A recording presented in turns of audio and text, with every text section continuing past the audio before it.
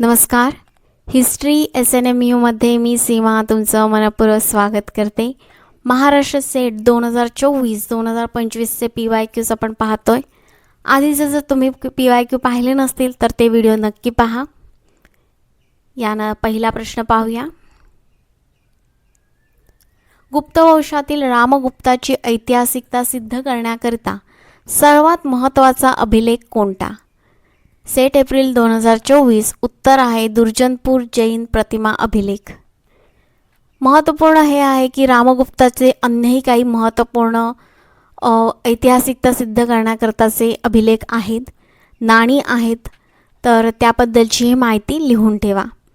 गुप्त वंशाची वंशावळीचे सगळे राजे नीट लक्षात ठेवा. एकापाठोपाठ एक कोणता राजा होऊन गेला त्याबद्दलची माहिती लिहून ठेवा. यानंतरचा प्रश्न आहे, राजतरंगणीमध्ये कोणत्या राजवंशाचा उल्लेख आला आहे? उत्तर आहे कर्कोटक राजवंश, मौर्य राजवंश, कुशाण राजवंश. राजतरंगणी कुठे लिहिली गेली? राज्य कोणतं ते लक्षात ठेवा. कल्हण राजतरंगणी आणि काश्मीर हे लक्षात ठेवायचे आपल्याला. आणि राजतरंगणीमध्ये अजून कशाचा उल्लेख आला आहे तेही महत्त्वपूर्ण आहे. कर्कोटक राजवंशाबद्दल एक 2-4 ओळी लक्षात ठेवा, लिहून ठेवा. मौर्य राजवंशाबद्दल तर आपल्याला सगळी माहिती असलीच पाहिजे. त्यांची नीट वंशावळ, राजे कधी कधी होऊन गेले, त्यांचा कालावधी ते महत्त्वपूर्ण आहे. आणि कुशाण राजवंशाबद्दलही लिहून ठेवा. कुशाणांनी काही नाणी पाडली होती तीही महत्त्वपूर्ण आहेत, तीही लिहून ठेवा.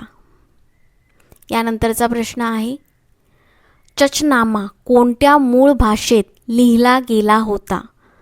उत्तर आहे मूळ भाषा संस्कृत आणि अनुवाद झाला होता फारसीमध्ये. चचनामा कधी लिहिला होता, कोणाच्या वेळी लिहिला होता हे महत्त्वपूर्ण आहे.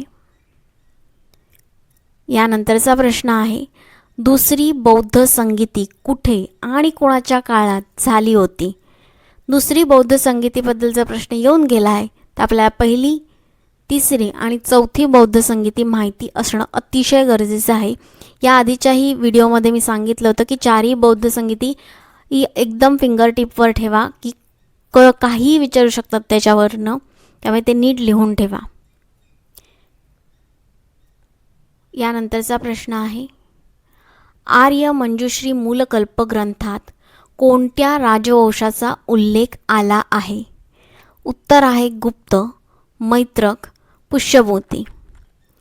आर्य मंजुश्री मूलकल्प हा कोणत्या धर्माशी संबंधित आहे असाही प्रश्न विचारला जाऊ शकतो, त्यामुळे त्याबद्दलची माहिती नीट लिहून ठेवा.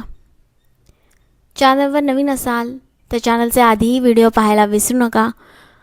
आणि लाईक करा, शेअर करा, सबस्क्राईब करा, कमेंट करा आणि सबस्क्राईब नक्कीच करा. जाऊ नका सबस्क्राईब केल्याशिवाय. तुम्हाला कायम चांगलीच इतिहासातली माहिती मिळेल. शॉर्ट्सही पाहायला विसरू नका. उद्या आपण पुन्हा भेटू. तोपर्यंत धन्यवाद.